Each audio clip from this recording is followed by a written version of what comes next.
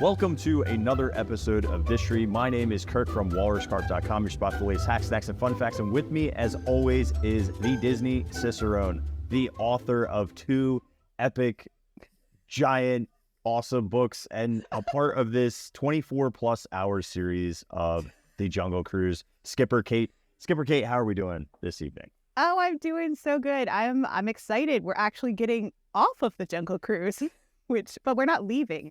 Who would have thought we could ever do that? No, I didn't. No. I know. I can't believe we made it.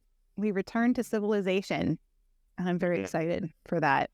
So we're not only are we talking about the exit of the Jungle Cruise tonight, but we're also going to hop on over to the Tiki bars of Disney. So both the Enchanted Tiki bar, Trader Sam's Enchanted Tiki bar in Disneyland, and Trader Sam's Grog Grotto over in Disney World. So we're going to talk about the history of those bars, how they came about, and also explore some of the artifacts that can be found within them. So yeah, I like that we get to see both different sides because they have many different things inside of the bars that make them really exciting and interesting. And if you haven't stepped into these and you are a Disney nerd, you're missing out because there's a lot of fun. There's just doing research. I need to go back. I need to go back and look more because there's still more. I need to go to the Disney World one. I've only been to Disneyland's, and so I feel like we have both not been to the other one, right? You've never been to Disneyland's. I've stepped foot in yours. However, the people that we had met up with they were like, let's sit outside. And I was like, No, yeah, instant unfriend. I sat outside. They're LA people. It's and magic is gone. That's a bummer. Okay. Yeah, it's okay. Fair I'm enough. going back. All right. So let's talk a little bit about the exit. Disneyland, let's just start in Disneyland because there's really not that much to talk about because by the time we get past the, we have just left the Trader Sam gift shop, the Lost and Found for the Jungle Navigation Company, and we go back around to Civilization, and then it's pretty much, besides seeing the Tropical Hideaway and Rosita over there, there's really not that much to see except for a couple small details. One is something that we mentioned on a previous episode, which is the Leonard Moss and his carnivorous plants. So you can see a couple artifacts that are at the exit for him. And you can see all the samples there. And then there's the actual plant that is bending the bars to get out, which I think is really fun. And I think my favorite detail, he also has his his little backpack with his tools is hanging up there as well. But I think my favorite part is this clipboard that is Carnivorous Plant Study Day 4. And it looks like this. And it has all these really fun details on it about it. And so it says specimen feeding test. And so it has things that are crossed off for things it didn't like. So there's carrot, it likes beetle, fish, beef. Beetle, fish, beef. These are listed. I know it's a combo. It just makes me laugh. And then he does not like carrots, rice, bread, banana, or coffee grounds. And it looks like they have yet to test cola and chicken. And then it says the sample has grown approximately 2 centimeters overnight. So it's a pretty fast growing plant. It's similar in species discovered by Lord Henry, ? And then there's a note that it says, contact Mystic Archives upon my arrival back home. And then there's a little diagram about, it keeps flipping. The trigger hairs, the trap, the pestle, all the little pieces of it is in here as well. And then it appears that someone has stolen a specimen directly from its pot. It's not like these things can just walk away, or can they? That thief also ate my sandwich, underlined. And then it said, note, speak to Alberta about the situation. So it's just a fun, most people don't even notice because it's kind of behind the ECVs half the time. So it's really hard to notice that all this stuff is there. But definitely stop and read the clipboard if you are exiting Disney. Yeah, I mean, the fact that there's so much detail on that clipboard is pretty impressive. Yeah.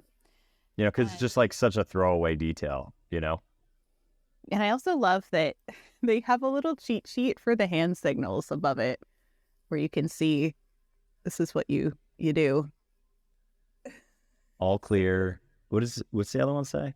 It's hard to say. So it says all clear, deadhead, double hold, and track crossing.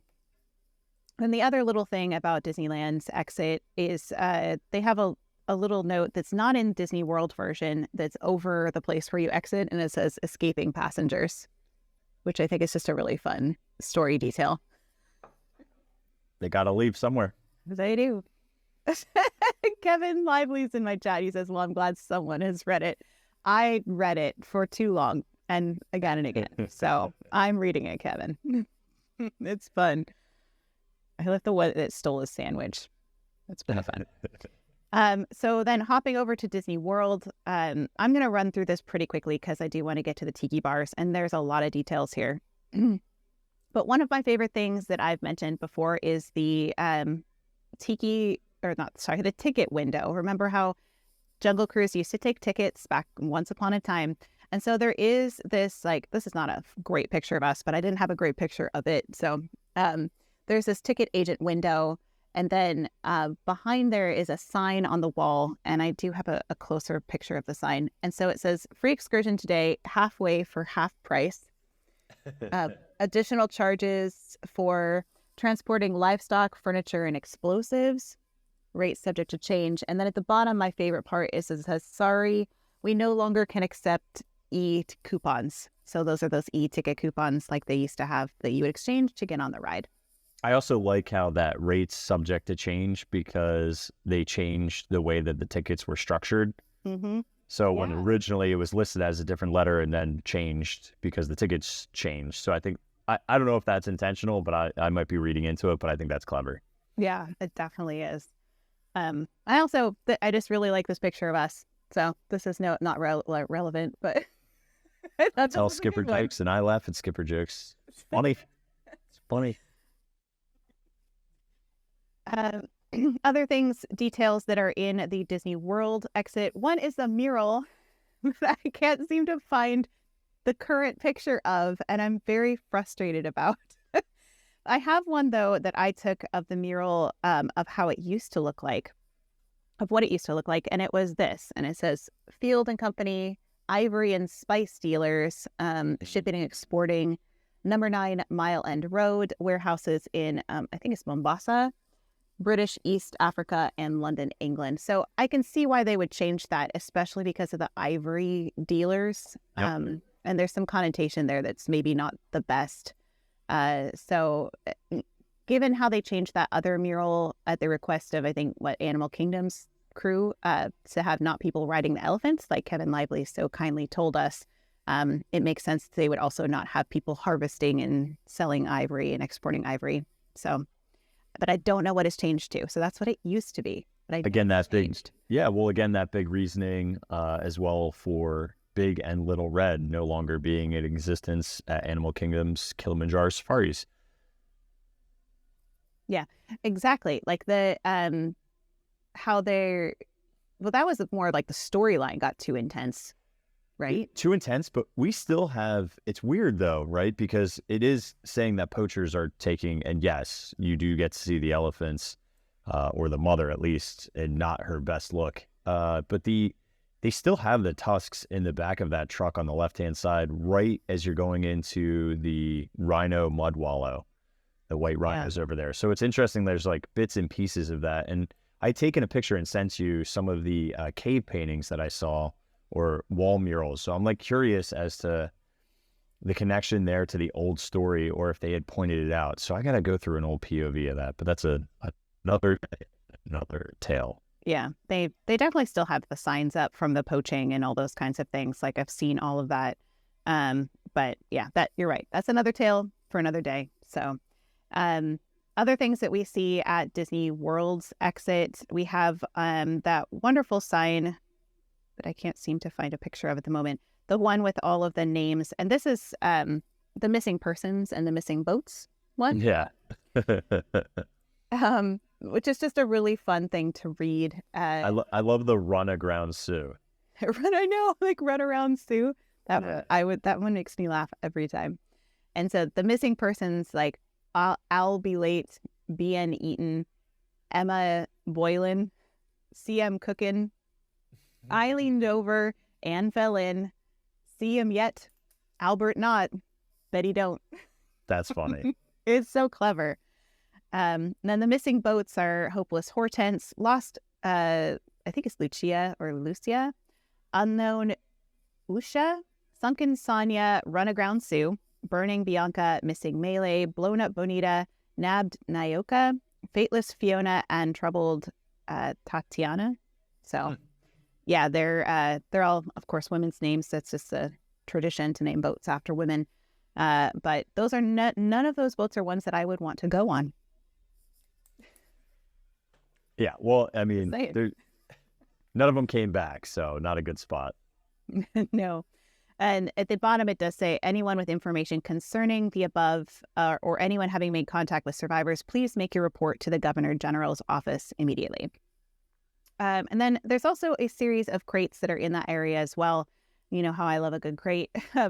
There's one that says fragile, handle with care. And then it says, who's kidding who, contents probably already broken. So, there's an up crate that's upside down. So it's like pointing, and then on it says giant poisonous spiders. If seal is broken, run.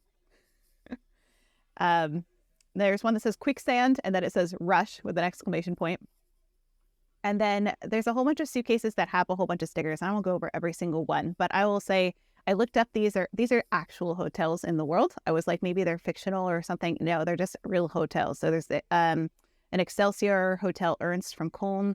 There's a Hotel Metropole from Budapest. There's Hotel Sol from Palermo. And then there is one from Castaway Cay that's a suitcase that actually has a snake in it. If you look inside, there's a little snake hiding in it. I'm not looking inside. I think you were with me when we found that. So you have looked inside. So, yeah, so there's a whole bunch of little stickers that you can find that are all those real hotels. But I think other objects that are there, concertina, hats, there's blow darts that kind of harken back to the natives that used to be there. Then an old camera and a valise. And that's pretty much it for the exit of Walt Disney World. Yeah, the only major one that we had talked about before, timeline-wise, it's a little bit wonky, but Ziploc does have a crate above, which since they stopped being Splash's sponsor, they turned to the Jungle Cruise. But one thing I did notice is over here, everyday solutions for all your extraordinary adventures. And for some reason, apart from the E up here, but there's a big line to disconnect it, solutions, extraordinary adventures, SEA. I don't know if there's any significance or reading into it, but it was kind of neat. And if you've never seen the actual Ziplocs, the Ziplocs are really cool. They have these safari sacks, the survival sack that does it all, now featuring exclusive Skipper Zipper, which is the Ziploc's sliding Ziploc, and holds everything imaginable if you only imagine small things. Mostly backside of water resistant. It's wild animal proof. Exceptions include baboons, butterflies, chimpanzees, cobras, crocodiles, elephants, giraffes, gorillas, hippos, hyenas, impalas, lions, piranhas, pythons, rhinos, tigers, toucans, vultures, water buffalo, wildebeest, zebra, and others. So I like, basically, it's not wild animal proof at all. So I think it's great. Basically all the animals that are in the Jungle Cruise. All the animals, correct. And then the last thing I have is, this is something that you can get this is another one of those like hidden things. I don't even know if they still have these anymore. However, they used to have these postcards that you could get at the exit, and it would be skipper for a day or guest skipper. And they mainly gave them to kids, especially kids who were dressed up, and they would get this honorable little postcard. I've never seen one personally. I haven't seen it. Yeah, in a long time. Yeah, I know they exist. I don't know with what frequency. I've also heard, there's like another totally random fun fact is I've heard that if you're the very first person on Tower of Terror, they let you sign the guest book. I don't know if that's true too. There's like all these like urban legends that I've never tried. It's true in Disneyland for Storybook Land canal boats. You can sign the captain's log if you're the very first guest of the day. I've always wanted to do it, and I've never gotten to do it. It's a dream of mine. Someday, gonna happen. The only firsts that I can think of that I know are certain, and I've never gotten to do this, but I've watched it, is at Casey's Corner when they do their opening ceremony. You throw out the ceremonial first pitch, and then they will actually give you a baseball brownie, and it's delicious. But that baseball brownie it's not even on the menu. Wow. It's a brownie in like a dish, and then it's iced, and it looks like a baseball on it. So you can only get it for free for throwing out the first pitch. However, we were there at like right place, right time, and they gave us one because we were watching the first pitch. So very, very lucky on that one. And it was really good. Like they should totally sell that. You know what I mean? I love that. So I want a brownie from Casey's. It's like adding it to my list. Yeah, that's one. You can also sign. There is a book you can sign in Pinocchio Village House. The Blue Fairy has a wishing book, and usually has like a marker or a pen next to it, and you can sign your wish, or if you're a kid, write your wish down in the book and then flip the page. It's really cute. Yeah, I think there's been people that have done like proposals and stuff there too. That's like a very popular spot for that. That place? Really? Yeah. It's like, hey, I love you. Let's smell some flatbreads and tomato soup. Well, we get the biggest decision of our lives. In like the noisiest place on earth. So we've stepped off of the paradox. Do you think these paradorks should go over to a bar? Yes. All right. I think we've earned it. Hang on. Let me switch from coffee mode to hippopotami Mai Tai mode. All I have is my gargoyle one. Yeah. I don't know if I can lift that. But it's like that's like a really fancy one too. This is this is I forget which edition this is. This might be like the second or third edition of this cup, but I actually have it. You transitioned. Well, yeah, because we're going to a bar. It's just it's gotta have a bar. Ahead. No, you did. Here, time. I got you covered. I got another mug for you. Okay. This is here. Just reach through. That would have been awesome if you actually could have. Fun fact: this is just every year. There's usually 1 or 2 limited mugs, and this was like 2 years ago. It says "Jungle all the way," and it's a Skipper Tiki mug, and he's a nutcracker. Look, isn't that cool? Yeah. It was one of the best Tiki mugs that we've had at Grog Grotto. But I digress. You ready to go to the Enchanted? Yeah. Bar? So let's head to the Tiki bars. And I think before we get into specifically the Enchanted Tiki bar, I think it's good for us to just kind of talk about them in general. Where did they come from? How did they get here? The concept of them.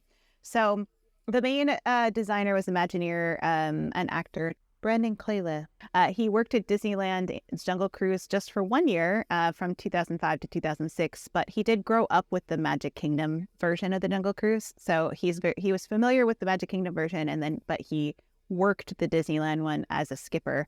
So he's more familiar with that. So I loved reading. I read an interview with him from Jim Korkis wrote a book called Kungaloosh, The Mythic Jungles of Disney World, which, always check your facts with any historian that you're reading.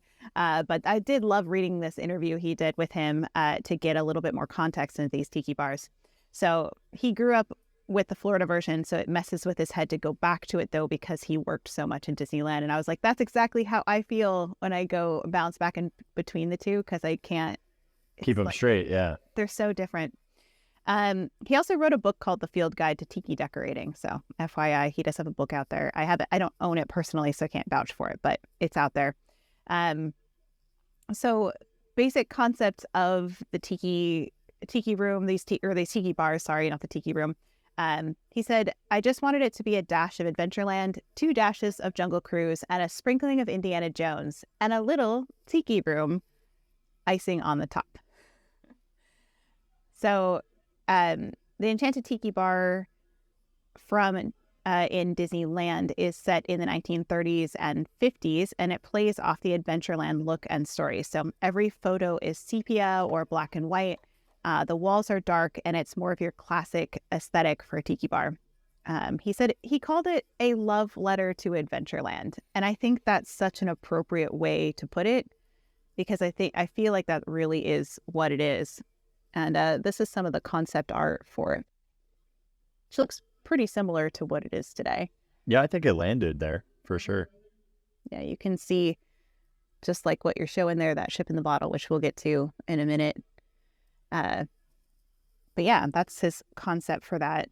And just so you all know just kind of how we're structuring this episode, you might hear me talk a lot in this first part just because I'm going to cover a little bit more of the Disneyland version, and Kirk is going to cover way more of the Disney World Grotto version. So not that Kirk can't talk, you're welcome to interject.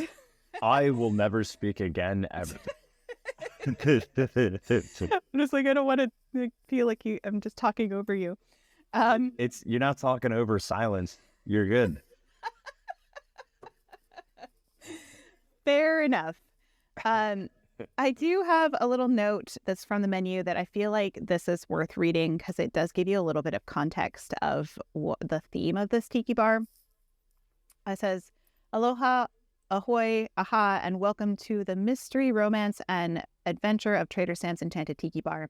Here, at the edge of civilization, a poison dart's throw from the deepest, darkest, most dangerous region where the hand of man has never set foot, my fearless friend Sam established this happy outpost for all to enjoy. Who is Trader Sam? Why, he's the head salesman of the jungle, the one who's always ready to trade 2 of his heads for just 1 of yours. His expertise in head-shrinking potions grew into an interest in mixology. Bitten by the bartending bug, just one of thousands he's been bitten by, Sam searched the Amazon, Congo, Polynesia, and every tropical locale in between for magical ingredients to mix into his delectable libations.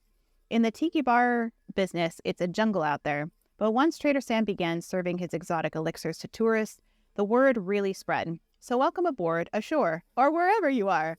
Cheers, tally-ho, kanpai, kungaloosh, oogie wawa, and above all, enjoy the time you spend with us here at the world-famous Trader Sam's Enchanted Tiki Bar. So it gives you... I need you now to say oogie wawa all the time. So that needs to be your new catchphrase.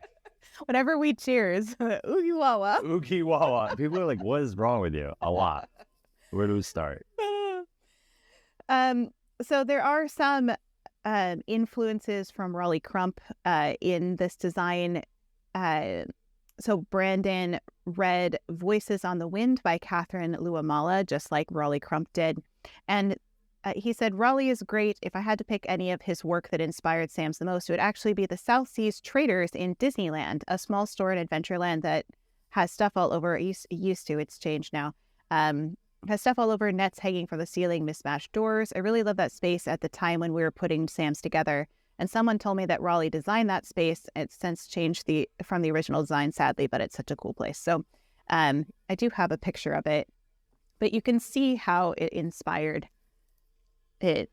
It definitely has elements of with the nets and the broken pieces of wood and paddles and things like that. Just random bits of stuff hanging from everywhere. And then how Brandon got added to this project is actually quite a funny story, and it involves the concept. So he said, I had been in the props department and Imagineering and had been assisting on several different projects at several different parks when the Disney Parks blog had announced a new bar coming to the Disneyland Hotel, and that was going to be Jungle Cruise themed. So I printed out the blog post, took it to my boss, threw it on his desk and said, I have to do this. He got me meeting with the hotel team, and I listened to what they were presenting. And at the end, what was originally designed for Sam's was not even close to what it ended up being. The image I saw from them was white walls, 3 masts on them, and a hula girl clock. My skipper brain about exploded. So I asked if I could do a pass at the design. I took a couple of days. I took my 4x4 board in and presented it to Tom Fitzgerald, and that's what we built in Anaheim. The vision shifted from a posh Caribbean-style bar to a fun, quirky, crazy tiki bar, which was fun for me because I could buy a ton of things and have a lot of fun with coming up with things that you couldn't do in a nice, classy tiki bar. So it sort of became Adventurers Club meets Jungle Cruise meets Tiki Room. So I do have a picture of, like, I think his original vision board for that too. This is definitely the start of, or close to, the Adventurers Club as we can get today. Because with that no longer in existence, and it's probably why it's my favorite bar on property, is just for the theming alone. It's unbelievable. Mm-hmm. It's really well done. And he did say he didn't want to make it exactly like the Adventurers Club. He wanted it to have its own life, you know, its own being, entity, personality, what have you. But I love that we didn't end up with white walls with a hula girl clock. So I mean, did we get the clock at least?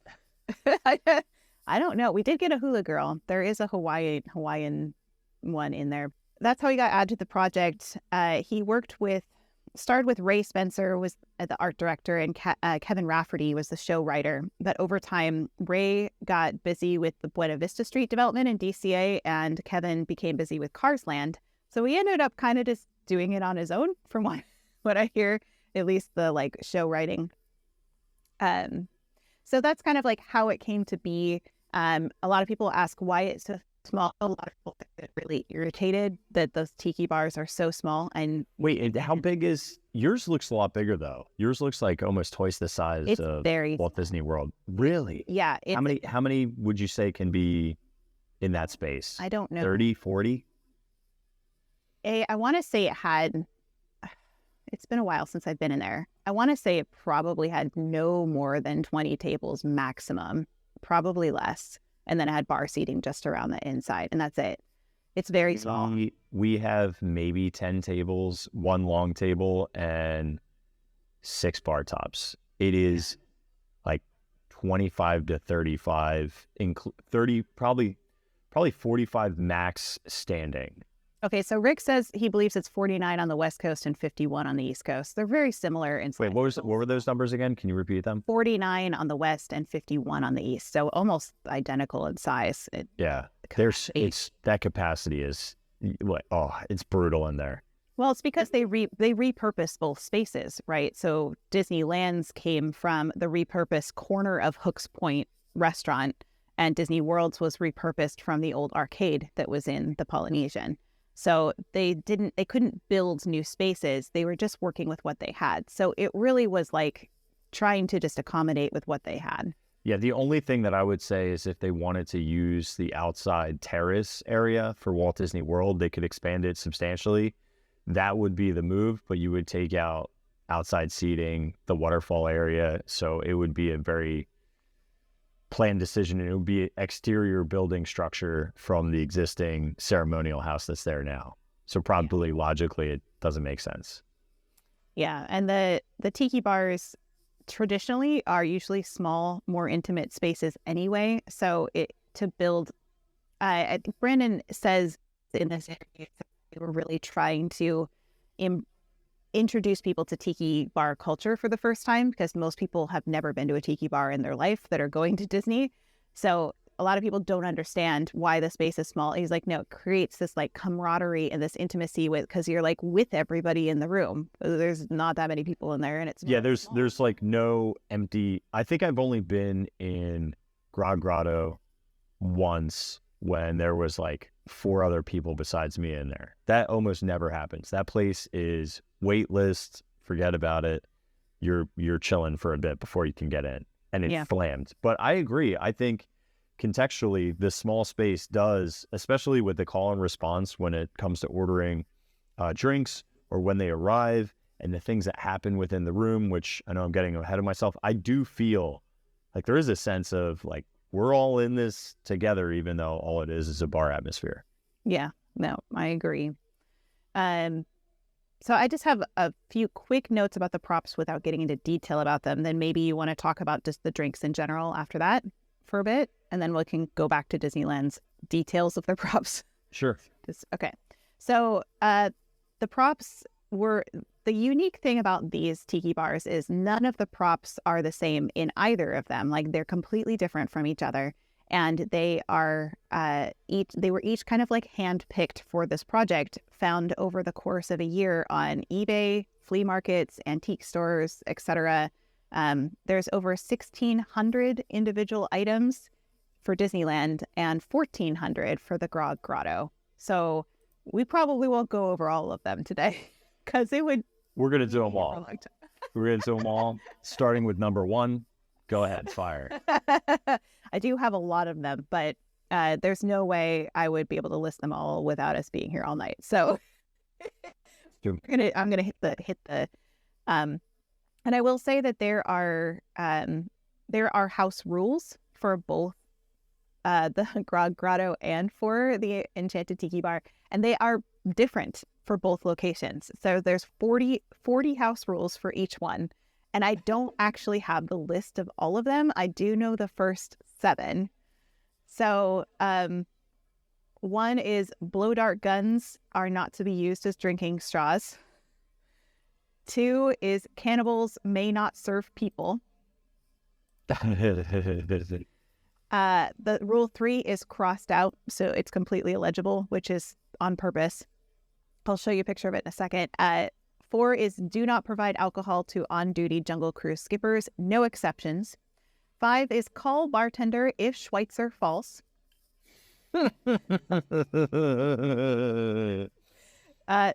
is no poison dart games.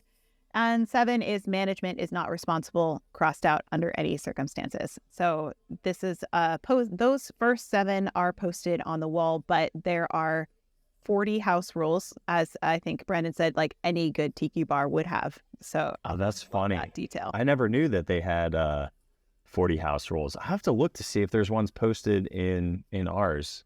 Yeah, it's so fun. This is what they look like in the Enchanted Tiki Bar, and you can see they're written on like old planks of wood that have just been nailed together, which I love. Yeah, that's great. Mm-hmm. It's like a crate almost, like a broken crate. So like we mentioned, the drinks themselves are like a huge part of this experience. And so if you want to get into that, Kirk, a little bit about the drinks before we get into details. Yeah, sure. So I do have both the menus up for World and Land.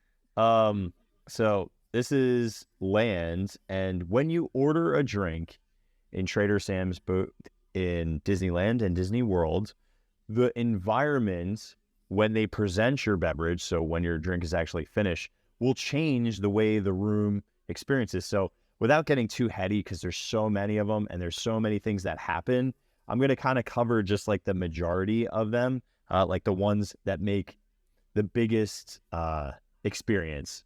So first up here is the OA, which actually I'll get into OA a little bit later. Specifically with the Walt Disney World one, because it is a huge figurehead piece of our tiki room. So I'd be remiss. But this one, and they're all tiki cocktails. So this has rum and orange and passion fruit and guava. But this it's flaming. So on top of these little sugar cubes, they're lit ablaze. And on the little corners is cinnamon. And you throw cinnamon and it makes your drink kind of spark up. That one is the Tiki rum. And then we have the Krakatoa Punch, which will actually make a volcano erupt.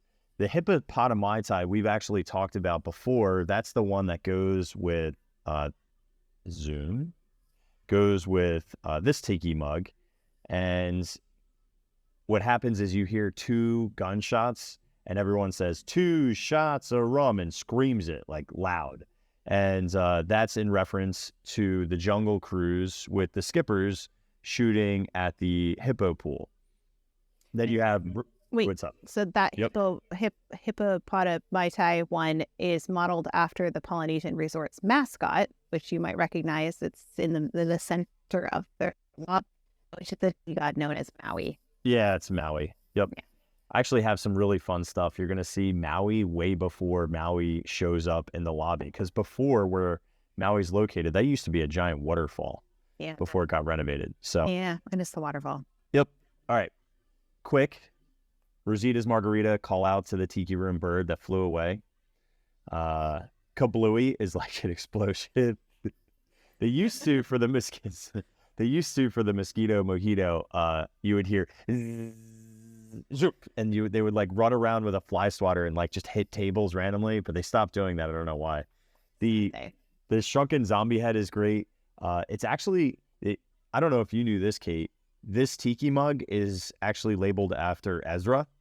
So his face is supposed to be Ezra. That's why we get so many. I didn't know that.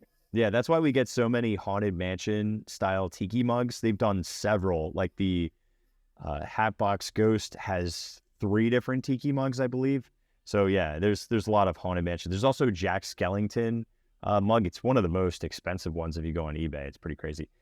The Piranha Pool. We don't have. Wait. Can I talk about the zombie head one for a second? Please do. So I just have a quote from Brandon. He said, I like a lot of the effects we did at Grotto because we had a budget to really have fun. So they had a little bit more budget there. I love the shrunken zombie head effect in Orlando. The drink doesn't have any effect in Anaheim. And he says, but he, as a non-drinker, usually has the off-menu Gorilla Grog. So just a little in there. The shrunken zombie head, basically here, hang on, let me do my best impression of this.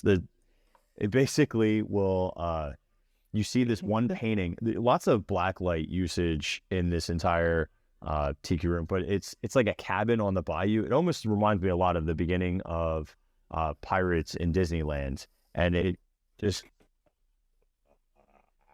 and then you'll see your cast member will put on like googly eye glasses, you know, the ones with the springs and the eyes like falling out.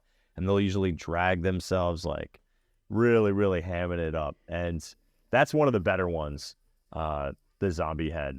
I think they ought to see your best. What's your best zombie face? Give me your best zombie face. Yeah, right. Lots of lots of mouth money, you know? Yes. You guys have some other drinks that we don't have. We don't have a Passionate Python. Lost Safari is a call out to the Trap Safari or Lost Safari. We've used them interchangeably in this series, and you notice that the cocktail comes with like several things piled up high because that's supposed to represent the totem that they're hanging up on. Tiki is after the room. Murky Mojito, Shipwreck on the Rocks is a crate. Sometimes there's a squid on this or not. That's a call out to 20,000 Leagues.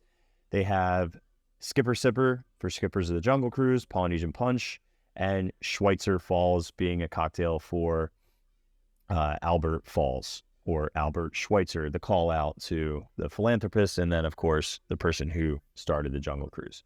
So that's the Disneyland's drinks.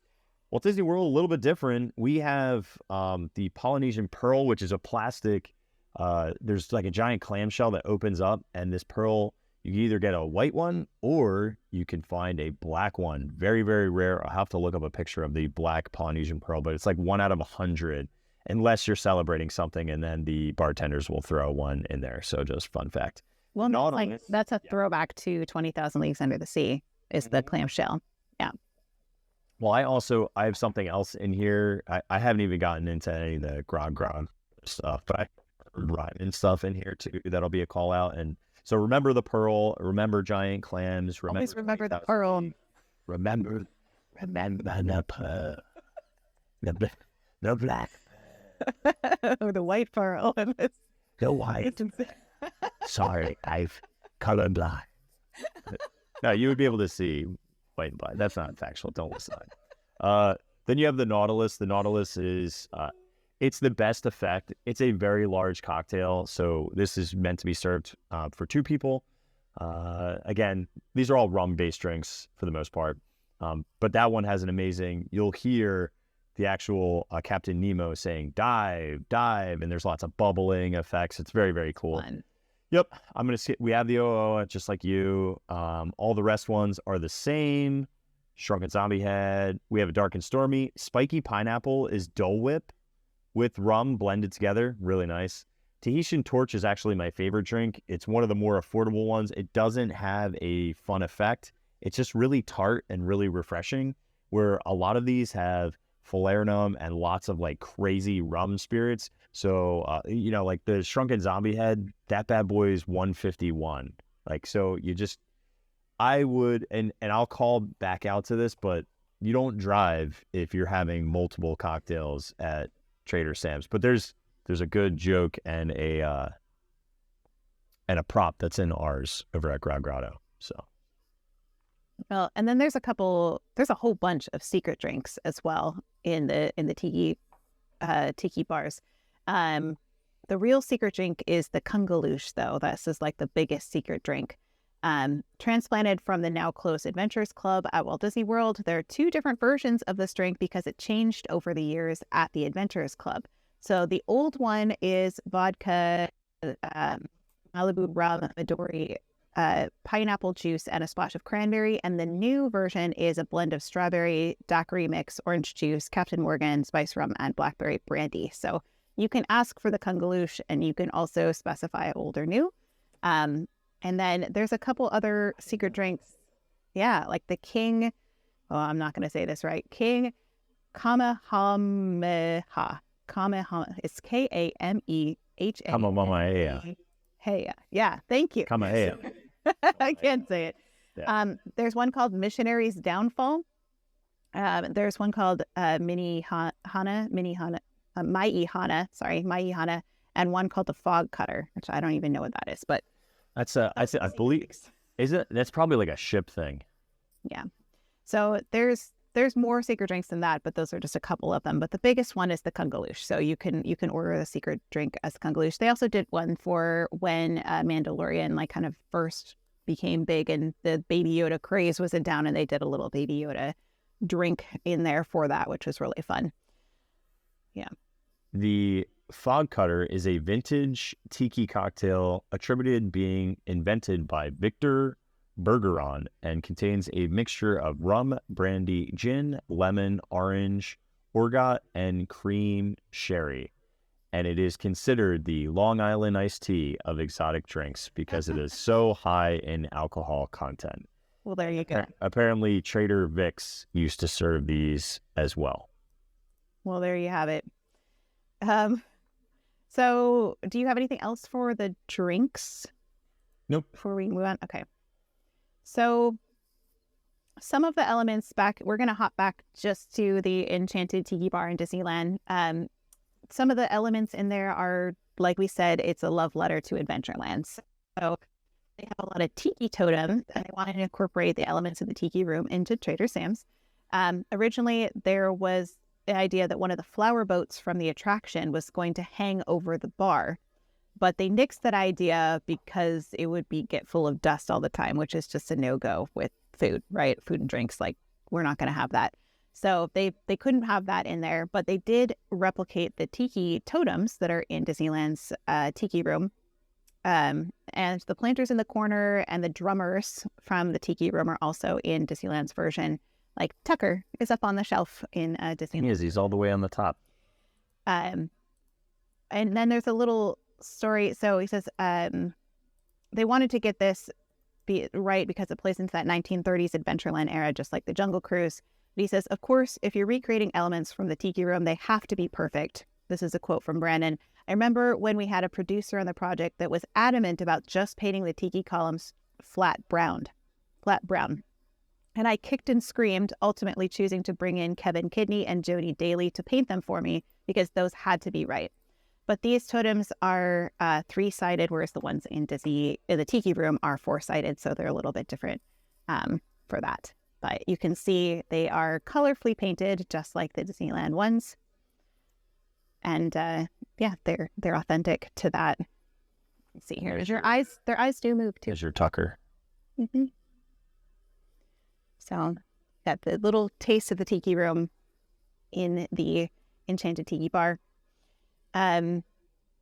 So shall we dive into the items? Because it's a thing. I do have pictures. There's a lot.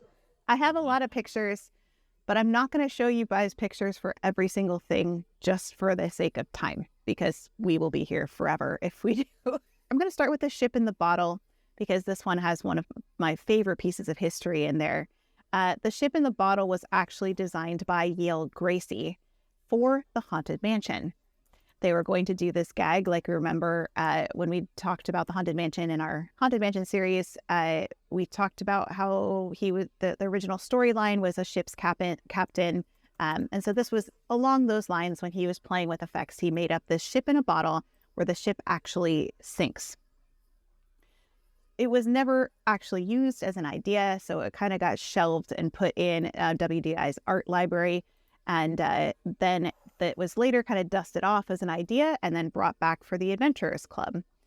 So they brought, it's a beautifully simple effect where it looks like the ship is sinking, and the bottle is the original bottle from the Adventurers Club. So they repurposed the bottle from the Adventurers Club and put it in Enchanted Tiki Bar in Disneyland. But they did build a new ship for it. Kevin Kidney and Jody Daly built a one-of-a-kind Wicked Wench for the bottle. And you Distorians know that the Wicked Wench is, of course, the ship from Pirates of the Caribbean, the attraction. So it's the one that is attacking the fort, right? So this does actually sink. It's really fun to see when you're in there. But I love that it has that tie back to Adventurers Club and D.L. Gracie in the Haunted Mansion. It's just like a Disney history through and through. Now, we do get something like this in A Pirate's Adventure. So if you ever are in Adventureland and you run around with your kids or just run around by yourself with a magic band and a map, you will go find little pieces of like moving objects within stores or outside of attractions, and you'll hit a totem with your magic bands, and one of them does happen to be that exact same effect, but it's actually two ships in two bottles, and the ships are both shooting cannons at each other, and then the one sinks the other one.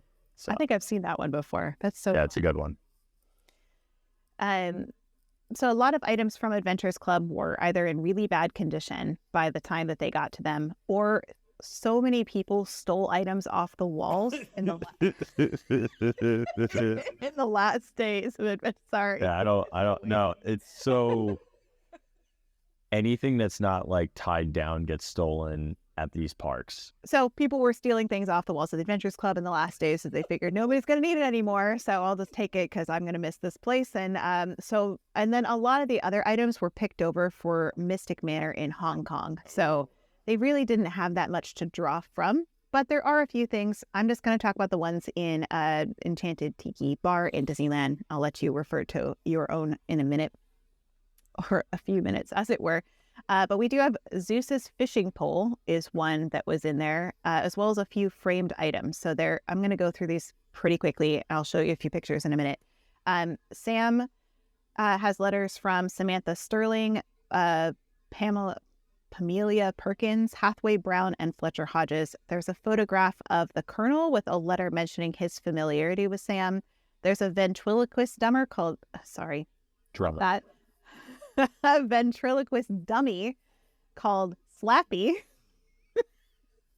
Sorry, I can't every time I see that name. There's Sam ferrying Otis T. Wren with a message from Otis to Sam saying, "Sam, thanks for keeping me ahead of the rest." There's Isabella Pleasure, who's the wife of Meriwether Adam Pleasure, attempting to learn poker while riding the Orient Express in 1907. A note from Sam also mentions the historic U.S. President Theodore Roosevelt as an original member of the Adventurers Club. Now, this one's really interesting. I'm going to pause here because there are actually multiple allusions to Theodore Roosevelt in the bar, identifying him as a friend of Sam's who he regularly visited with. Now, if you remember the episode where we talked about the piranha, we also mentioned Theodore Roosevelt because not only is he apparently a member of Society of Explorers and Adventurers, he wrote a book called Through the Brazilian Wilderness back in the day in the early 1900s when he was out adventuring. And it was his description of a prank that people pulled on him about piranha that made us believe that piranha are vicious fish. So this is why Teddy is like tied into the Jungle Cruise and tied in, because otherwise it's like, why in the world is Teddy Roosevelt in this bar? It's because of this. And on the picture of him, it says, Teddy and I map out our next adventure. This one says Teddy and I on our next expedition. But there's good old Trader Sam with Teddy. It's like a great Photoshop. They have a little map in between them. Also from the Adventures Club, there's a figure of Yakusi's head is on a shelf overlooking the restrooms. And then there's the propeller from the maiden flight of the Gypsy Moth airplane, which, if you remember, is what we talked about, the downed airplane in the Jungle Cruise belonging to Hathaway Brown. Well, there's a propeller from his maiden flight of his airplane, the Gypsy Moth, is also in there. And there's also a photo and letter from Hathaway Brown. So those are kind of like the Adventure Club tie-in pieces. You're taking a deep breath because we got a whole lot more. So I have a couple. Wait, there's more. I think one of my favorite things on the walls, and this is not an exhaustive list. This is going to be just some things you can look for, because I just want to give you guys a little bit more context. So if you're there and looking at things, you know what they are. So one of them looks going to be a little bit familiar to you. This is the Banjo Lessons by Harper Goff. And then that's cool. It says Doc 54, which we remember, of course, we've talked about Harper Goff through this entire series as being basically the person who created the Jungle Cruise in Imagineering, or WED as it was called then. And Harper Goff loved to play the banjo, which is where we get this fabulous photo. He was part of the Firehouse 5+2, which was a band of Disney animators, essentially. And then there's a window in Adventureland that looks towards the Jungle Cruise that talks about banjo lessons. So that's where we get that little nod to Harper Goff in there. There's also a letter to Sam from Humphrey Bogart's character Rick Blaine from the film Casablanca from 1942. And it says, "To the only other Sam I trust, drinks are on me whenever you stop by next, Rick." Now, remember, we've already talked about a lot the Casablanca connection to the Jungle Cruise, but Harper Goff was an art director on Casablanca, so that is why it's included in that. We have a lot of things that are just like classic Jungle Cruise photos. A lot of the photos that we have shown you guys, some of them are framed and put in the Tiki bar. There's photos of the hippo pool, the elephant pool. And there's also a really fun, I think this is one of my favorite parts, is this one where it says, "In case of hippo attack, break glass." And the glass is for sure broken. So there's little hippo details there. And then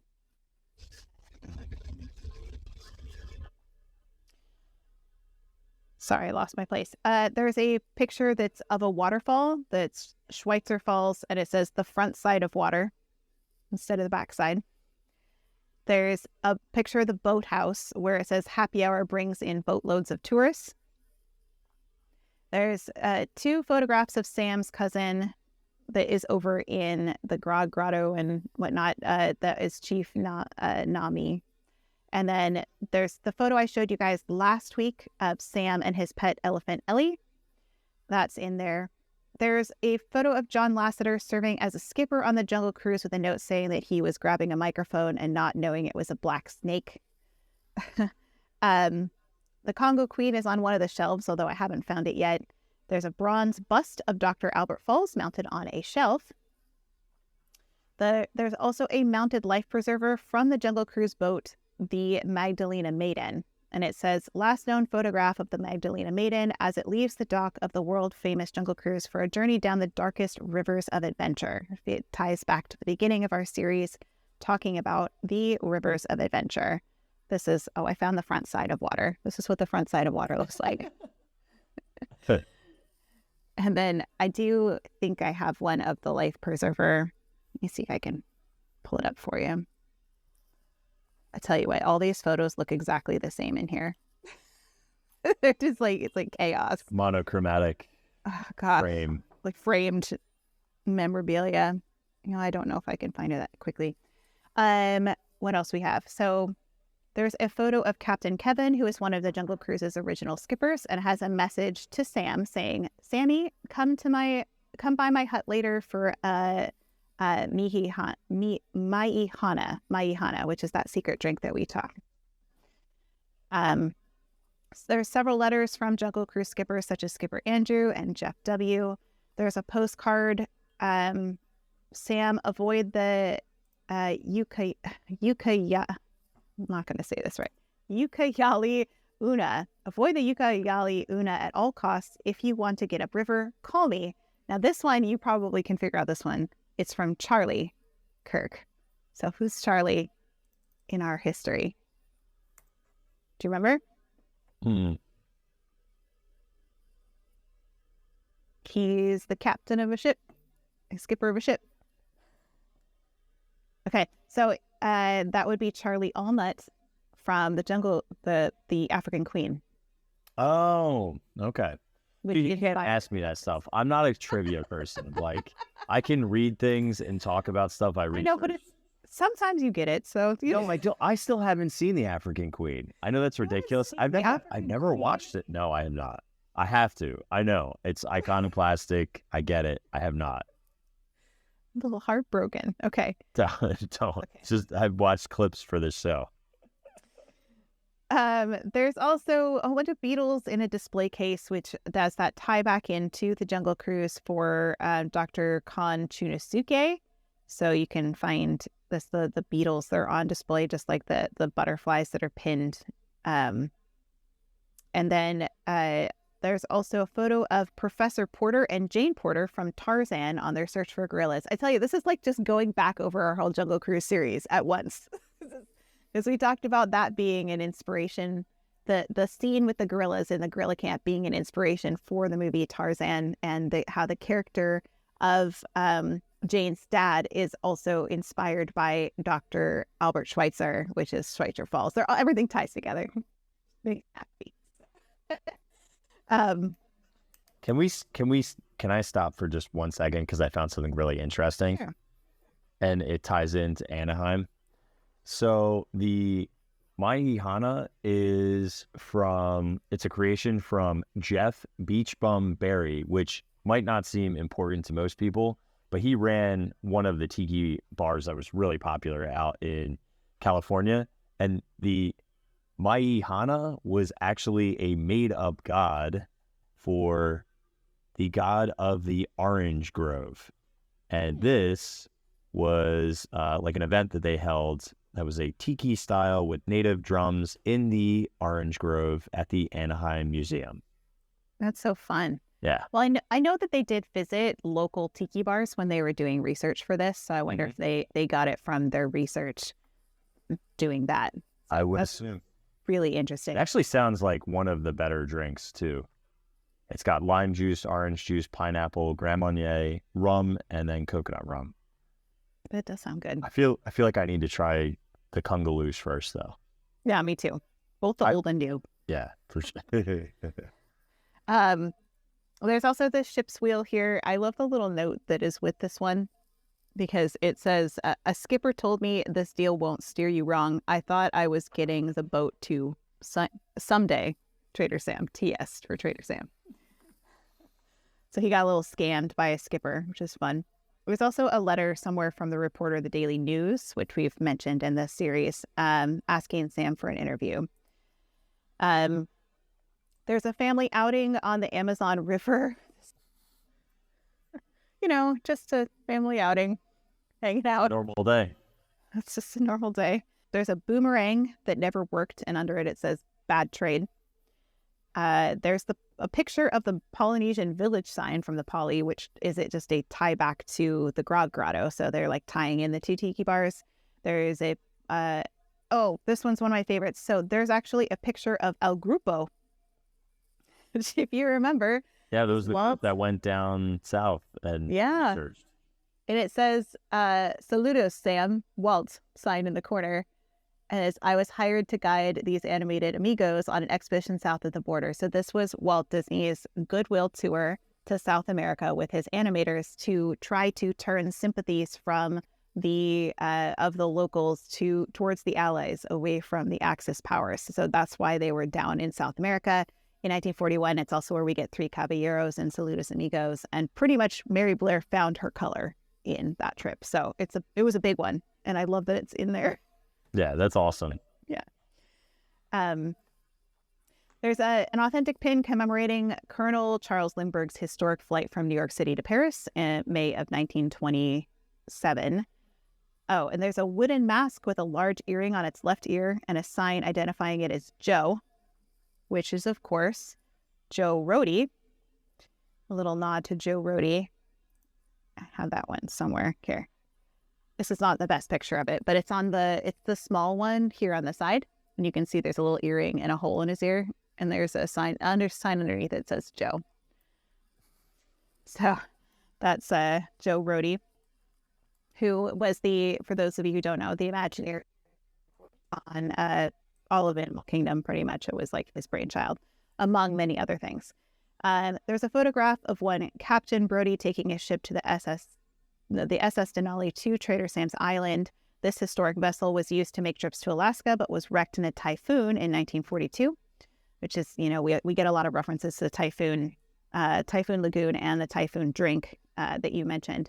There's a vintage photograph of the Clifton's Republic Bar of Los Angeles, which is a tiki bar that opened in 1935. So that was another one that they studied, and then they gave a little ode, like a little nod to it. And there's an album of Annette Funicello's Songs of Hawaii. I'm not done, but I need to breathe for a second.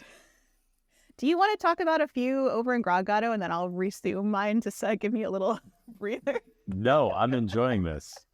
Okay. Like, fair enough. It's listening to like a stenographer. Oh gosh. Okay.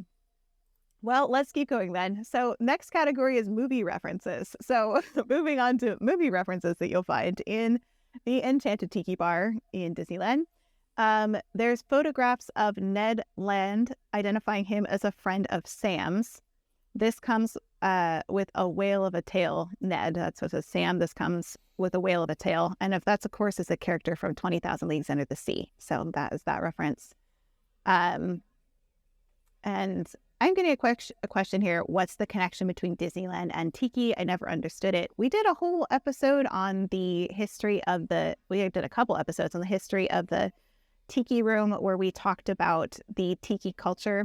But the long and short of it is this was a wave in pop culture of the Tiki culture coming back from the war. So World War II, when all of the military was stationed over in the South Pacific, the culture from the Polynesian, Hawaiian, and all the various South Pacific countries and cultures, and they brought them back to the U.S. With them when they came back from the war, and it created this giant popularity of Tiki craze in the United States. And that this, of course, the Tiki Room opened in 1963, which is a couple of years after that, but it was still going strong at that point because people were then, it was sponsored by United Airlines, so people could go and fly to Hawaii and back. That was why the Tiki Room was sponsored by United. So long and short of that is Tiki culture was a craze in America. And so Disney picked it up because it was popular, and then it's just kind of lived on in Disney since then. So, well, Walt had visited too, right? The Polynesian quite a few times. Yes, Walt was a huge fan of Hawaii. Yep. Mm-hmm. So it was a combination of all those things, and that's why we ended up with lots of Tiki culture in Disneyland that just lives on. So back to the movie references. So we did 20,000 Leagues Under the Sea. There's a genie's lamp from Aladdin. Those photographs of Trader Sam and Captain Jack Sparrow on the island of Pelagestos, I think is how you say that, with a native warrior. There's one of two identical musical lockets which belong to Davy Jones and Calypso, if you're familiar with the Pirates movies. There's also a telescope with a note from Sam that says, traded this from a mean-looking pirate with a black beard and a pretty daughter. And that is referencing Blackbeard, as well as his daughter Angelica Teach from Pirates of the Caribbean. And then there's a bottled message from Lincoln Costain from Castaway Cowboy, which I've never actually watched that, but I was like, that's an interesting one, from 1974. There's a note that says, Trader Sam, heard you came across my peg leg. I'll pick it up next week. Then it's signed Smith. And that took me a little while to figure this one out, okay? This one's really fun because this is an allusion to the 1964 Disney film Mary Poppins, where Bert tells a joke about having known a man with a wooden leg named Smith. Like, pretty obscure, but there it is. Very obscure. So there's also a photo of Robinson Crusoe from Lieutenant Robinson Crusoe, and the Tanemashu is framed with Sam with a message in a bottle from Crusoe. So this is a movie that stars Dick Van Dyke called Lieutenant Robin Crusoe USN. It's a film from 1966. And actually, this is next on my list to watch because I think there's a lot of things in Disney culture that came from this. So I need to watch it because it is a Disney movie. There's a bottled message from Lampy from Pete's Dragon that reads, "Sam, I swear I saw a dragon, a green and something monstrous in sight. Nobody believes me. You believe me, don't you, Sam?" Signed, Lampy from Pete's Dragon from 1977. There's also a message in a bottle addressed to Sam where a writer is a member of a group of people who were involved in a shipwreck, leading to them suggesting that Sam made the drink, Shipwreck on the Rocks, which is like Swiss Family Robinson, right? The group of people that were in a shipwreck. And then there's also the coat check ticket from the South Seas Club, which is from The Rocketeer. So those are movie references on the walls. But wait, there's more. There's more. So now we get to other park and attraction references besides the Jungle Cruise, because we already did that one. We already talked about the clamshell resembling the animatronic giant clam from the submarine voyage, 20,000 Leagues Under the Sea. The orange bird from the Sunshine Tree Terrace with a label saying he found it appealing. There's a postcard from the crew of the Miss Tilly shrimping vessel addressed to Sam with a photo showing the ship impaled on Mount Mayday in Blustery Bay. It says, "Sam, that was the strongest dark and stormy we've ever had. What happened?" Crew of the Miss Tilly. Dark and stormy. That's the drink name. Implies that Sam was also present when the hurricane hit Typhoon Lagoon, which is in Disney World. There's a letter from Jose to Trader Sam, who inquires on if Sam knows Rosita's whereabouts due to the birds, the Tiki Room trying to settle a bet. There's an idol of Uti, who's on one of the shelves. So if you were with us when we did our Tiki Room series in Distory, if you weren't, we have it on our podcast, Distory with Kate and Kirk, and also it's on YouTube as well. But UT was one of the Tiki Room statues that no longer exists in the Tiki Room because it used to be in the entrance, and the entrance kind of crumbled to pieces, and then they never reinstalled it. So it's kind of like this almost like mythical Tiki god at this point.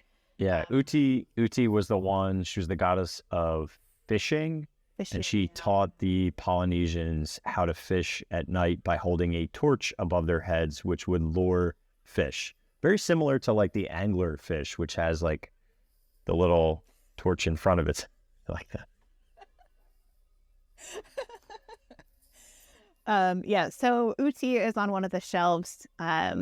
And then also the Tiki god Koro is on one of the shelves as well, which is featured in the Tiki Room. There's Uti. Look, see, she's holding it, and there's the fish.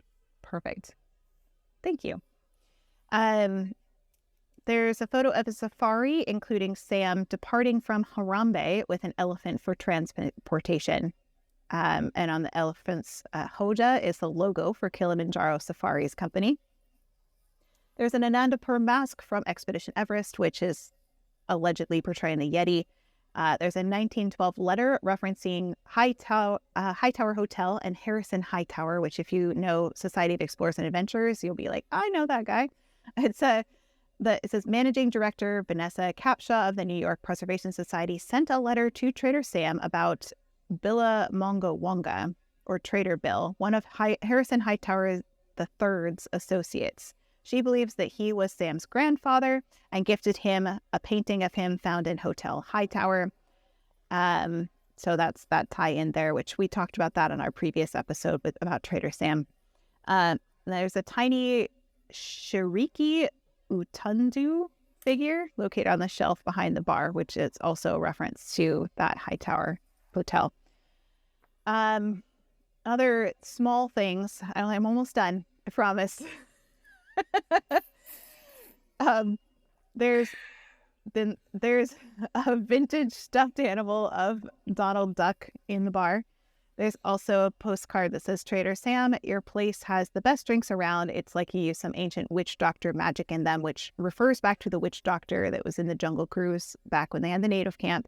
But it's signed RHOI Roy, I think, which is Imagineer Roy Carpina, a designer on the Imagineering team.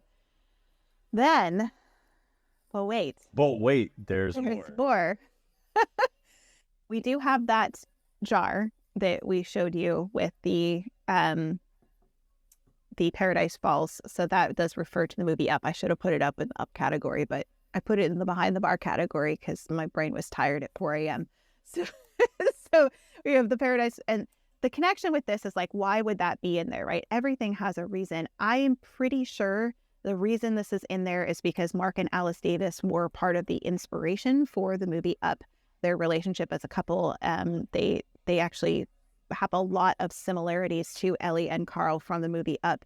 And they had something called an Anther Biz Fund. So they would squirrel some money away, and if somebody they knew like blew a tire or had a medical bill they couldn't pay or something, they would help pay it out of this Anther Biz Fund. And that came from Alice Davis being in the hospital, I believe, having an accident, being in the hospital, and then not being able to cover the medical bills, and other people helped pay them. So they created this Anther Biz Fund, and that's where they drew from for the Paradise Falls jar. The concept for the movie was this Anther Biz Fund. Now, Marc Davis, of course, was one of the major designers of the Jungle Cruise, so it makes sense that they would have a little tribute to Marc Davis in this Paradise Falls jar. That's the long way to explain why that jar is in there, but I think it helps to give some context. It's a great story too. Yeah, it really is. A few other things. We already talked about the Tiki drummers, the Gorilla Grog. There's a gasoline can of Gorilla Grog up on the shelf. There's skulls from the ones like they removed from the Jungle Cruise that are up on the shelf. And then there's also the shrunken head of Jack's mother can be found in the bar, with a letter from Jack saying that he was leaving her in Sam's care due to her loving the bar. And I think that's enough.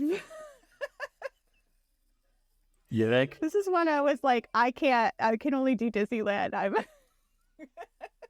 Yeah, dude. Oh, wait, I'm not done. Oh, no, I'm not done. But wait, there's more. I forgot the Indiana Jones stuff, which is really cool. Hold on. Okay. So the reason the Indiana Jones stuff is in there, not only because it's in Adventureland, but Brandon did a documentary called Indie Fans and the Quest for Fortune and Glory in 2008 that focused in on the fan base and culture of Indiana Jones. Through that, he met Tony Baxter and other folks in Imagineering. So he wanted to have some Indiana Jones references in the bar for that reason. One executive wanted to see Indy's fedora hanging on the wall, and he said because it was iconic, and Brendan was like, no, because Indy always has his hat with him. So to have his hat off of him would imply all kinds of things and mess up the story. And he was like, we're not having that. So he fought tooth and nail to not have Indy's hat on the wall. But there is a map from the Indiana Jones Adventure attraction that's in Disneyland. And this is one of my favorite little known facts that I like to talk about when I go on the ride. So he went in the files at the Art Library at Imagineering and found that the map that is in the attraction, like in this little office on the desk, wasn't there at all. Turns out the original map had been sitting in Indy's office on his desk in the queue the last 16 years, having been spit on, thrown trash on it, you name it. When I realized that, I took the map, had it scanned by the Art Library team, and made 2 copies. One came to Trader Sam's and the other went back in the queue. The original is now in the art library restored, but I always wanted that map in there because I was always a fan of that piece, and you could never really look at it in the Indy queue. So now you can really sit down and study the map. And the map near it also has a letter from Sala asking Sam to bring his guests to the temple for tours. So I have a picture of that. I actually sat next to it. This is a video of it. You can see the map from the queue. And so there's this whole little like case that has all these little Indiana Jones references in it. including a postcard from Marcus Brody asking if Sam has seen Indy, a letter from Short Round addressed to Trader Sam, referencing Sam having assisted Indiana Jones in disposing of an Indiana Jones voodoo doll used by Mola Ram in Temple of Doom. There's a photograph with Sam in front of the Temple of the Crystal Skull, a bullwhip gifted to Sam from Indy, a seltzer bottle from the Himalayan bar of Marion Ravenwood is behind the bar. A message from Indy tells Sam that if he needed help running the bar, then he should ask Marion. There's a bag referencing the Lost Ark, it has it printed on it. There's a letter sent to Sam from Anne Marie Jones, Indiana Jones' mother, who died in 1912. The letter thanks Sam for having helped save her life. I mean, Sam got around, I'll tell you. And Indy is mentioned in a letter, including with a photograph of a Jungle Cruise skipper in front of a giant snake. The letter says Indy fled at the sight of the reptile and will need a large drink for when he returns, because he was so frightened by that snake. So that is the little Indiana Jones tie-in, and there's literally thousands of more things that I did not talk about just now. But I think that's plenty. There are details upon details. Highly suggest you experience them for yourselves. You will get through, maybe, if you're lucky, 1/50th of the details in the bar itself. Yeah, like I went there and I took pictures of everything I could think of, and I still don't have photos of all the things. Like, this is the Temple of the Forbidden Eye. I never have a bad experience there. And if you go when I think it's like after 10 o'clock, the kitchen is closed, they have the best wonton crisps with like little Polynesian dipping sauce. So shall we hop over to the Grog Grotto now that I've talked for like an hour? I'm excited for what you have researched for Grog Grotto. I'm just going to listen to you for the next. I didn't do anything, so I just am ready for you to keep taking away, Kate. Just kidding. I would not. I have a couple things, but no, I did not. I gave up at 4. I was like, I'm going to bed. And dude, you're nuts. You're a crazy person. You're an absolute crazy person. Okay, I'm going to start off with, why am I blanking? None. Herb Ryman. So Herb Ryman does the concept. Why is this significant? Well, first of all, I found this very fascinating. There's a section down here that is called. Hang on, I gotta zoom in. There's so much in that. My reader's on. It's called Lilliputian Land. Lilliputian Land, yeah.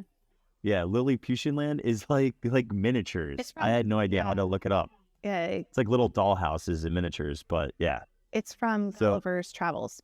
Ah, okay. Mm-hmm. Well, why are we talking about Herb Ryman? Well, before we even get into Trader Sam's Grog Grotto, we have this awesome painting, which was done by Herb Ryman, and it was a concept art for an attraction that we never got, but there are elements of this kind of attraction in 20,000 Leagues, and guess whose little face is there? Giant clam, which we will talk about in a little bit later too. Do they have faces? The clam has like 2 little eyeballs on it. I don't really know why. Where did I put? I have and then here I wanted to pull up. This is actually from the attraction itself. Coincidentally, we have 2 of these. One is in one of these giant clams that open up to a pearl. One is in Adventureland to the right-hand side of the Tiki Room's entrance, and that is a part of that Pirates Adventure that you can do in Adventureland here in Walt Disney World in the Magic Kingdom. Or if you are in Trader Sam's Grog Grotto, on the left-hand side, if you order where is my menus? If you order the Polynesian Pearl, which is rum chata, Grand Marnier, cinnamon, and tropical juices, you have a shot at everyone gets a souvenir plastic cup, which is your little pearl, but you have a shot at getting the black pearl from that one. So they actually pull it out of like a giant clamshell that opens up. So yeah, and then it kind of just reminds me of this other Herb Ryman back when they were redesigning Disneyland with new attractions in 1959. This kind of, I couldn't put a date towards This painting, which is actually called the Submarine Grotto, there's not a lot of information about it anywhere. Yeah. However, I feel like it probably was made in conjunction, similar era as this. I think it logically probably 1957, 58. Yeah. Exactly. So another thing that we have here that I don't know if you have. Can I point out one small thing? Yeah, sure. Do you need the map? Do you need that map? I will just mention no, I just mentioning in general, the overall theme for this is 1950s to 1970s. So we had like an older time period that the bar was set in for the Enchanted Tiki bar. But for Grotto, it's more the 50s and to 70s. And Brandon actually the photos are either in color or colorized, and he actually hand colored like most of the photos in there. He calls it a Technicolor adventure. So as Kirk talks about all of these concepts and all the things that are in the bar, you can think of it as a Technicolor adventure, whereas we had more like sepia tones and black and white over in Disneyland. So give you a little context. I love that. That's great. Yeah. Moving right along. Sorry. Loose and I would interrupt again. Free. You're good, dude. You got stuff to talk about. So obviously there's a lot of tiki mugs in here. There's one of Jose down here on the lower left, but this has actually been this was a part of that 20,000 Leagues Under the Sea attraction, and it's a submarine helmet that during the Nautilus, when the Nautilus goes off, it says dive, and you actually get the painting of the Nautilus on black lights, all these bubbles kind of going off, and then this black light painting also will get really well lit up and spotlit at the same time. This kind of reminds me very Mermaid Lagoon-y, but yeah, this was actually from the attraction itself. So they did salvage this from the attraction when they closed it off during New Fantasyland to make way for Seven Dwarfs. Boo. Interesting. Yeah. Okay. But guess what? Did you know that this wasn't the first tiki bar at the Polynesian? Nay. There used to be one that was, you know how like we have Tangaroa Room? Yeah. Well, this is actually, the Tangaroa Room still exists in Polynesia, and they use it kind of as like an overflow, and cast still use it. Sometimes they'll have like private events, but mainly this used to be a sit-down table service restaurant that was called the Tangaroa Terrace. And actually, I think, please tell me I have all these pictures. Okay, good, I do. Okay. So this is significant, the Tangaroa Terrace, because we actually have this statue is inside of Grotto, and it came from the reception area, which this is so like late 70s, early 80s vibes, like inside this place. Like you can just kind of view it with all the wood paneling and these carved tribal statues. Inside, it has the most awful red carpet flooring. Right, it's terrible in there. But it also, interestingly, when you were talking about Enchanted Tiki Bar, I'm just looking at the pillars. Very similar. It's not the exact like yours is to the Tiki Room, 1-for-1, but I still think it's kind of interesting. All bamboo seating with pleather seats. They have this I don't know, like a Moana style, kind of Polynesian style ship, as well as some indigenous that are, looks like they're going on a fishing expedition, and maybe some of the ladies are gathering some fruits. But yeah, this was a table service restaurant. I did find, Coconut. Yeah, so this was, it looks like it's coconut shrimp with steamed broccoli and some sort of like rice or noodles over here. The old school glass stemware, which cracks me up. Whoa. I know. No, the stemware looks like the same one, but a different color from the ones in the Haunted Mansion. Maybe. That's that thumbprint ones. Yeah, it's got big bubbles on it. Mm-hmm.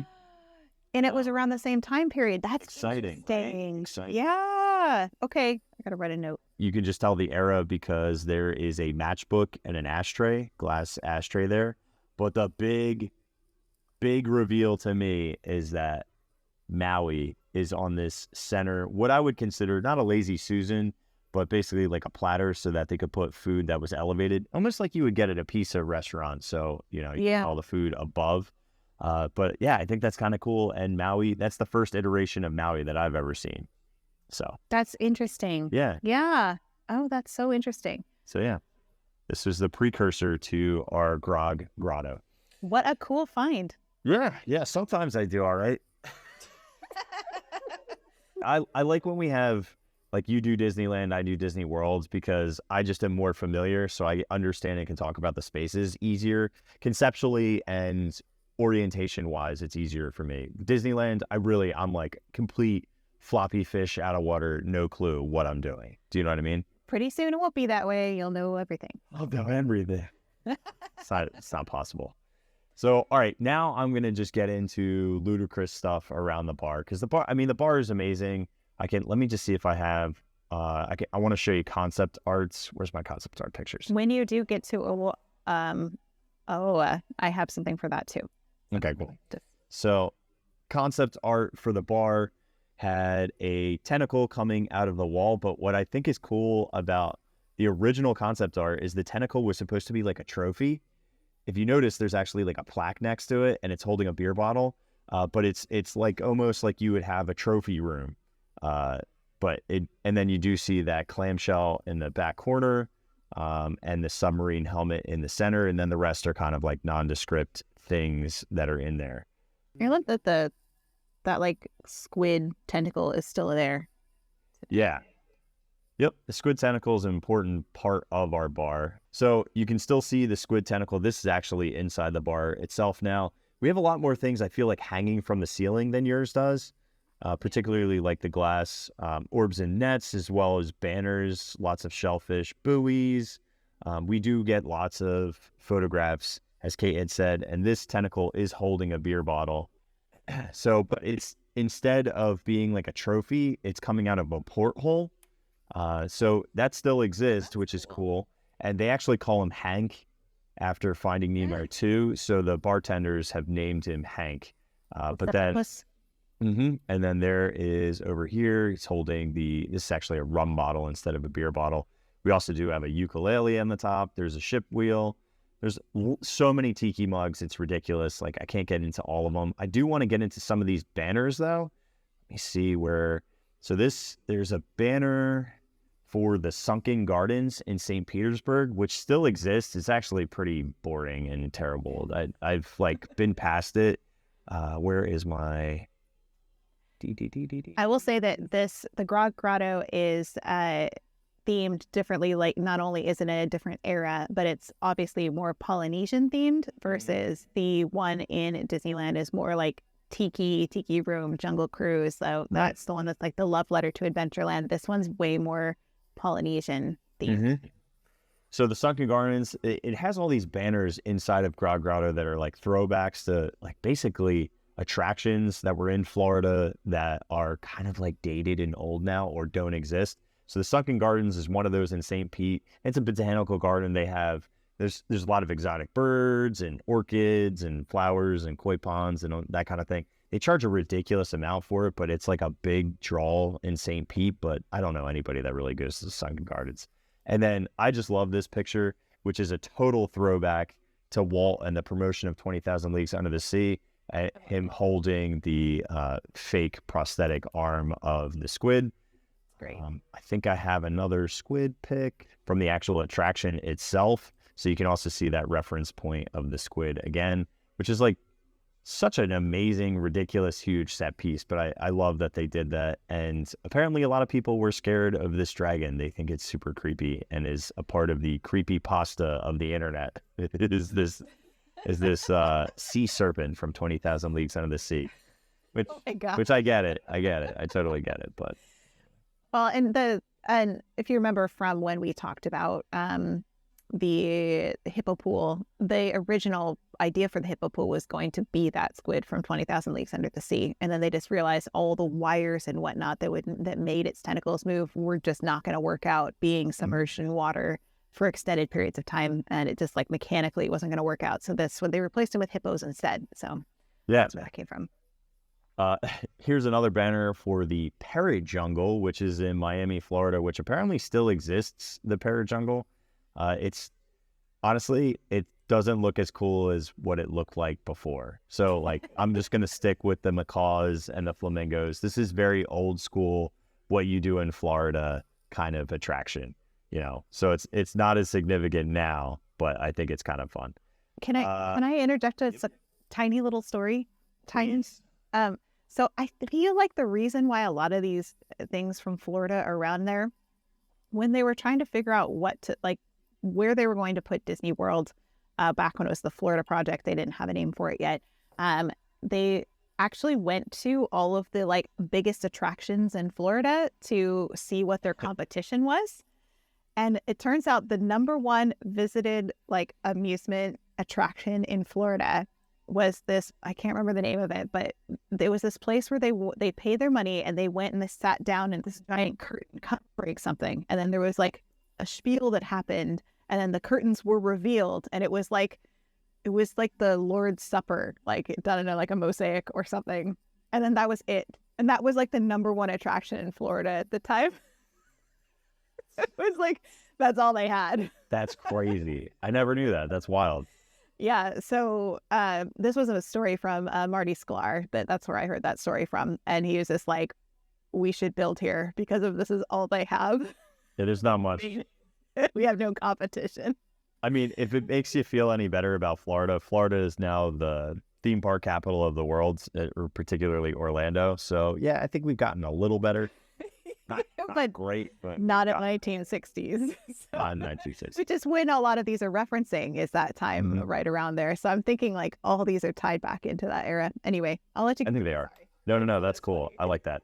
Also, Cypress Gardens was the very first big tourist attraction too, and coincidentally, it is now Legoland. Legoland purchased Cypress Gardens.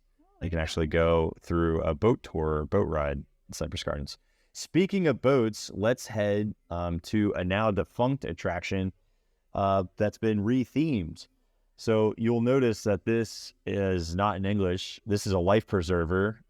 Coincidentally, there's a life preserver in Disneyland, and there's one here in Grotto in Walt Disney World with Vesta Gruppen, which Vesta Gruppen is a Norwegian group that's been in operation since the 1960s. They had an affiliation with coastal or naval practices that would go through different types of corporate entities, and particularly in the Epcot Pavilion. And supposedly their base was located at the coastal village outside of a mythical troll country. What attraction was this? This is from Maelstrom. So there actually was an insurance company that gave some money to be a sponsor of Epcot's Norway Pavilion when they opened. So Vesta Gruppen is actually for the Vesta Group, which eventually does get overtaken by, there's an insurance agency, these guys, and I can't read it because it's all in Norwegian, but translate. Scandia is the new company that owns this insurance company, but that's a throwback to Epcot, which I thought was really cool. Yeah. Yep. I don't want to do OOA yet. I would rather do planes. Guess what, Kate? You can talk about your plane again the more you want. So the downed plane has a couple of things that I think are really cool about it. Number one is the amazing Hathaway. This is Hathaway Brown's American aviator plane. We talked already about the Moth. The Gypsy Moth, yeah, the Gypsy Moth. What I think is really neat is that not only did he win the Boulder Dash Cup for telling stories, and I think it's kind of interesting that you're in a bar. Bars are known for storytelling. But in the 1940s, Trader Sam and Brown began a business partnership where Sam would sell him high-octane alcohol to use as plane fuel for the plane. So the Moth actually did use Trader Sam Grog to power it, which I thought was fun. And apparently, and this is the one place I never got to actually go, the Adventurers Club itself had a Hathaway Brown performer that would actually sing songs and stuff. So there actually was Hathaway Brown, like as a cast member. And then apparently also in the 1940s, Brown and other Adventurers Club members befriended another aviator from former Pleasure Island, now turned his hangar into a bar, Jock Lindsay. So Jock Lindsay uses some help from Hathaway Brown to create this new bar in Disney Springs and is a frequent customer of it. And there's actually some Hathaway Brown stuff in the Jock Lindsay's hangar bar, which is an Indiana Jones bush pilot that he uses in that first film. Really, really cool place. There's a lot of fun details. Very similar to this in essence, so there you go. How upset were you that you had to mention the plane again? Just want to know. I wasn't upset because, the other thing that I found out about the plane, I don't know. So much grief about that. Did you know that the tail end of that plane has call numbers on it? I don't know if we talked about Yeah. Did we talk about that? Did. No. So that was, it says AC, and it was 5189, which is the Adventurers Club opening date. So May 1st, 1989, which I think is pretty cool. How did we miss that? I don't know, dude. It was plain to see. It was right on there, and we didn't come up with that. But yeah. Plain to see. Yeah. Oh, also, we have a Hathaway Brown postcard. So it says, Trader Sam, Jungle Cruise Navigation, please forward. And this is to Trader Sam. There is a man, a handsome man, as adventurous as he can be. And our friend Trader Sam actually knows this man. It's me. So clearly, Hawthorne Brown, not the most chivalrous or, humble. All right, ready? Hang on. This one freaks me out, and it's the greatest thing ever. I can't even show you yet. I'm ready. So there's so many of the cocktails of Trader Sam's. They're good, but they're gasoline. Like the zombie, straight up, you turn into a zombie. If you had two of them, it's too much. 151, get real. But you have to make sure that people are safe. And above the bar, there is a hook where you may place your keys if you cannot drive. So just to ensure that you don't have a wild ride, J. Thaddeus keys are up at the top of the bar.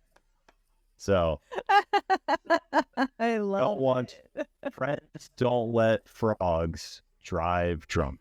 It's true. It's fun, right? Yeah, I love it. That was a cool one. This for the zombie, I should have pulled it up sooner, but this is the imagery, which I think is cool because you have hula dancing, you have the Tiki room over here because there's actually a bird or a parrot in the similar ring. Kind of reminds me a lot of Jose. But then all the way out in the distance is a skipper steamer boat. It's like the Tahitian Terrace. Yeah, totally. Mm-hmm. Totally. It has the tree because the Tahitian Terrace featured a really large tree that they used to wire things through as well. So there was a tree was a big feature of that. It's only missing the waterfall, but yeah, yep. It's the Tahitian Terrace. Yeah, I love the connections that tie the two together. I mean, obviously it's purposeful. All right, let me get rid of that. We ready to do Oa? Oh yeah, I pull my notes back up. We don't have to. I can show. You know what? I'll show one more thing while you're pulling. No. I'm showing one more thing before you pull your notes up. Up here, I found this one organically, and I've never seen anybody talk about it. There's two things in here that have been added since Moana. One is there's a Kakamora up here, and then over on this side on the right, I didn't have a picture of it, and I couldn't find one online, is Maui's hook. So I don't know why nobody's ever made content on it, because I just think that's really fascinating and cool.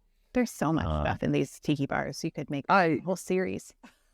I know, but there's certain things that I think would be just naturally people would cover. But you know what? Let me just do this real quick shelf system, and then we'll finish with I think that's a good plot. Finish mountaintop. All right? Yeah. All right. So all the way in the left-hand side, in the back part of the bar, there's a table, and in that table is a plexiglass shelving system, which has a tiny little orange bird figure. It also has Elvis, like his greatest Aloha from Hawaii hits. And then there's Maori Tales of Legends, which are all Polynesian tales. We also get, his name's Lamprey from Pete's Dragon you had talked about. Well, we actually have a wooden version of him chilling with, and he has a big bottle of grog, which I think is also kind of interesting. Yeah. And then we have 3 different books in here. The one's about witchcraft. This one is great because it's like a setup title to the next book. The one book says Man-Eaters of the Kumaora. And then the next book says Eating People is Wrong, which actually is a real book by Malcolm Bradbury. So you can actually buy this. I don't know what it's all about, but I think that's kind of funny that it's a legit book. It's Eating People is Wrong, kids. It is indeed. So, Oa. I do have, so Oa is our biggest figure. It goes to that cinnamon drink where you throw it into the fire and it flames up. And then there's a big chant, and Oa says her famous line, which is, "You mess with the Polynesia, the Tiki gods will squeeze ya," as everyone's chanting Oa. And that comes from the Enchanted Tiki Room under new management, which I do have a video queued up right when Oa comes out, just to show what that animatronic looks like in full action, because here all we get from Oa or her talking is her mouth will move and her eyes will glow. But this is a very advanced audio animatronic that is stationary except for mouth and eyes. That's it, which is crazy when you see the movement that she is capable of. Yeah, it is pretty wild. Did you want to show it now, or you want me to? That's up to you. Go for it. So where this actually, obviously it came from the Tiki Room under new management, but it went into storage after that. Where did it get stored? Well, here's where Brandon found this for the Tiki Room. He found it in the animation building in Glendale one day. And he says, "She was leaning up against the wall some months after the fire in the attraction. And I freaked out, ran down to Kyle and said, 'We have to get this.' The animation department let us have her. So then we had to redesign the wall where she sits now, because it was never planned to have her there. So this was never actually planned to be in this tiki bar. It's just like a found thing." Well, you know, in the animation department, and that's Kyle Barnes he's talking about, by the way, who was the art director for all of the Polynesian, and he worked with him for Grotto. It's super tall. Like, this is not a small figure. And in Grotto, we're only getting about 2/3 of the figure, because there's a whole lower half that we don't even see. Because it doesn't exist. They like cut her in half basically to be able to put her up above in that space. I'm glad they utilized her, because it has become, the Nautilus and this are the 2 most popular drinks because of the interaction from it. Yeah, it's really fun. Yeah. They don't have that in Disneyland. Remember, these are completely different bars. So it's only in the Florida version can you see this. So they say she's the Tiki goddess of disaster, but look how massive she is. This is in the center of the Tiki Room. She's as big, to put this in perspective in Magic Kingdom, she's as big as the planter is. Like, she would be able to reach up to where the Birdmobile would be. She would be about 1/3 of the way into the Birdmobile, like, based on the size. She's massive. And fully articulating. Like, both her head, her shoulders, arms. She has a her finger actually can retract and point out, and she's also holding like a magic wand as well. Like, it's the most crazy impressive. Now she goes into a song, which is ridiculous. But like, I wish there was a little bit more movement, because it's so fantastic the way that they animated her in the attraction. And again, this is one of the reasons why I actually really enjoyed that version. I know a lot of people didn't, but I just thought Oa is such a unique audio animatronic, and I feel like He is really cool. I will give it that. That animatronic is amazing. Yeah. I wasn't a huge fan of that show, but I do think that was an amazing part of it for sure. But at least she has a home here in Trader Sam's Grog. I have one last final thought. The Grog. But wait, there's more. From Brandon, who worked on these 2 tiki bars. He did meet his wife while he was working at the Grog Grotto. And because of that, they had Tiki Toady carve their wedding cake topper, and they had custom mugs for everyone at the reception. And then they built a tiki backyard with a lagoon and pool and bar because of meeting at the Grog Grotto, which I just think is really sweet. What if there's something to commemorate that within the bar itself? Not that he mentioned, but possibly. It's interesting. Yeah. That's really cool. Yeah. So nice little tie up end to the Grog Grotto there. And they lived tiki ever after, indeed. Yes. And they lived tikily ever after. So next episode, we will be exploring Skipper Canteen, and that will take some time. But after Skipper Canteen, shed a tear because we out this thing. Done. Later. Peace. Deuces. The Jungle Cruise is finito. Love you. Peace. I'm out. Kate, what do you got? Thank you, everybody, for joining us for this episode of Distory. It was extremely fun to research all of these tiny little artifacts and make all of the connections, not only with the attractions, but also with between the 2 bars themselves. So thank you for hanging in there with us as we explored all these little details. And we hope that you get a chance to go to the tiki bars and experience it for yourself, because it really is quite an experience. And you don't have to drink there. You can just go and get a soft drink and just relax, but try to spend at least 30 to 45 minutes. That way you can experience all of the other cocktails, because when people order them, the whole room benefits. Yeah. Like the Nautilus, the skippers will wear like a pool float, and they'll put bubbles everywhere and squirt water at you. It's amazing. It's so much fun. It is the best thematic bar on Walt Disney World property. And the only one that comes even close is Oga's, and it does not come close. No, not even a little bit. Nope. Well, all right.